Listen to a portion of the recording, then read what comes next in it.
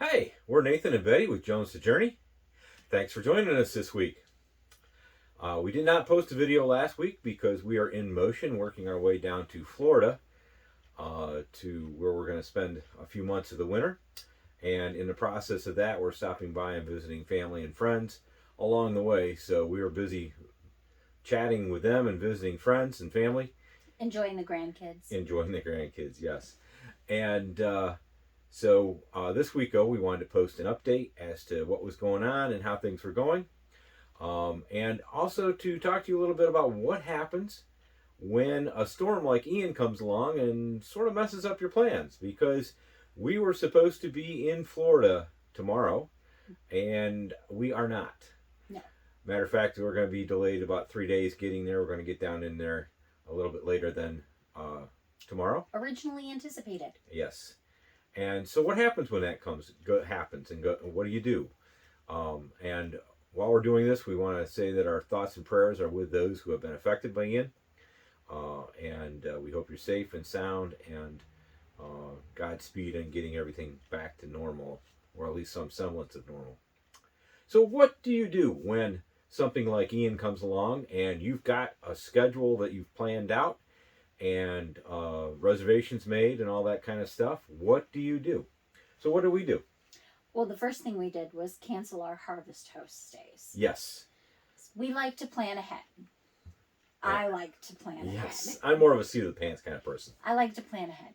So we had reservations at a couple of different Harvest Host stops. And with Harvest Host, you do need to let your host that you're going to know at least 24 hours in advance that you will not be there. Otherwise, you kind of get on a blacklist. You get a ting, and you don't want to get so too many many tings. of them. Yep, and then and you're kind of like put on hold for doing any kind of reservations. Correct. With Harvest Host.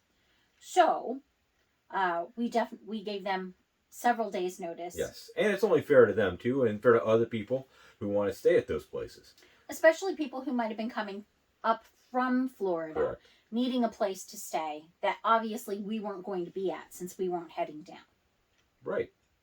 So instead, we had a good place to stay here at our daughter's house, and we spent an extra few days with the grandkids, and in the process of that, we were able to do some extra maintenance on our vehicles. Yes. So oil changes. Yes.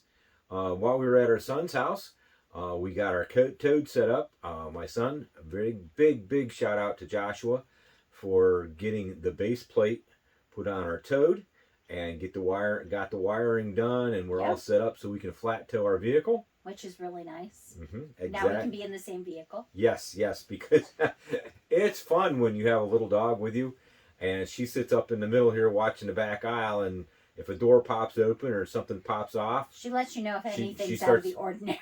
Growling and barking and carrying on. And when you're by yourself and no way to take care of it, it makes life interesting. And towing on a dolly was an option for us. It is something that we did coming up from Florida with the vehicle, but it really was not a good situation.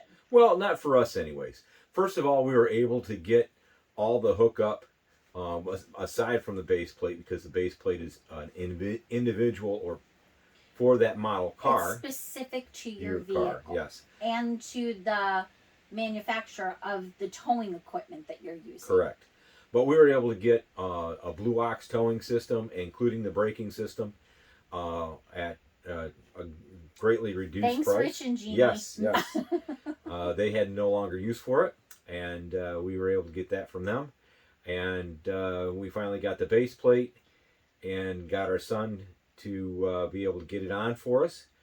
And so we're all set up to flat tow. We decided to flat tow. You don't have the weight of the tow dolly. Right. And B, when you get to where you're going, you don't have to worry about where to put the tow dolly. Exactly. This way Some places you can't have it just at the back of your rig. It actually has to go under your rig, and with how small ours is, that's really not it wasn't an option for us. Good situation. And for us, it's a lot easier just to hook up straight with the toad to flat tow than it is to try to hook up a dolly and then hook up the car to the dolly and a few more steps. Just a straight on towed works for us best. Yes. May not work for you best, but it worked for us best. And some people actually enjoy being in two separate vehicles when they're traveling. Yes, yes. That doesn't happen to be what we like. No, we like to travel together. So we were able to get that taken care of when we were up in New York State at our son's. And then when we got down here to Pennsylvania or New Jersey, Ian was coming through Florida, and we get our time here got extended because of not wanting to drive there through the storm or into the storm. It made quite a few of our grandchildren very happy. Yes. Rather than having just 3 days with us, they ended up with more like 6. Yes. So we were able to get some extra maintenance done to our RV. And one of the things that we did was we were able to change the oil and do maintenance on our generator. Mm-hmm. On a generator, at least on our generator, every 150 hours you need to change the oil and filters and stuff. Plus, we needed to do an oil change and a grease on our RV itself, so we were able to do that and do a couple of the little maintenance things here around the house. So we were able to take our time and use it. Also get restocked and replenished for our trip down to Florida. And now we're just waiting for Ian to come through up here a little bit, so we're not driving down through 40 or 50 mile an hour winds, which in any RV is not a good idea. Very true. And we wanted to be safe, and so we are here, and then we are on our way down to Florida to spend a few weeks off, and then we're going to start working at Amazon in the Tampa area. For Camper Force. For Camper Force, yep. And we'll be there through till Christmas, and then after that, I think we're going out to Texas to do something we did last year, which was the San Antonio Stock Show and Rodeo. And this year we may even add in, I think we're going to add in the Houston Stock Show and Rodeo, which is with the same company, Aramark.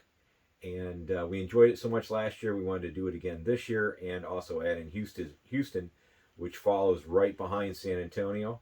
So we'll be able to do both at the same time, just about, or one right after the other, actually.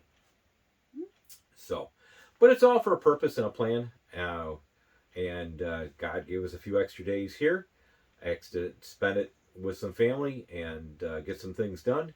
And now we are getting ready to get back on the road again, because I'm getting itchy feet. You do like itchy feet. I do have itchy feet sometimes. So we wanted to update you, and thanks for joining us. And remember that as you wander with a purpose. Wander with a purpose.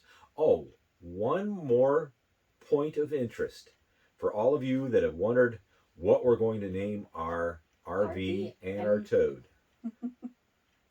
I suggested frog and toad, but he didn't go for it. Nah, that just didn't really work for me. But we came up with... We had a few people who sent us several suggestions. Yes, and thank you for those. Some of them were Disney-based. Yep. Some of them were biblical-based. Yep, and we wanted something a little bit more along the lines of what we're doing and who we are. So we are going to name our RV, which is a 32-foot Coachman. We are going to name her Journey, because she gets us to where we're going. Takes us on the journey. Exactly. And then our toad, which is a Saturn View, we're going to name Wander, because after we get to where we're going, she will take us around so we can wander around. So our RV names are going to be for our RV and our toad, Journey and Wander. So thanks again for helping us. And remember, like we said, when you wander with a purpose. That purpose being? To share the love of God. That's right. Remember, if you like, hit the like button. Subscribe if you haven't already. And remember to ring that bell so you get notified the next time we post a video. Again. Even if it's something cheesy like this. Yes. Again, thanks for joining us.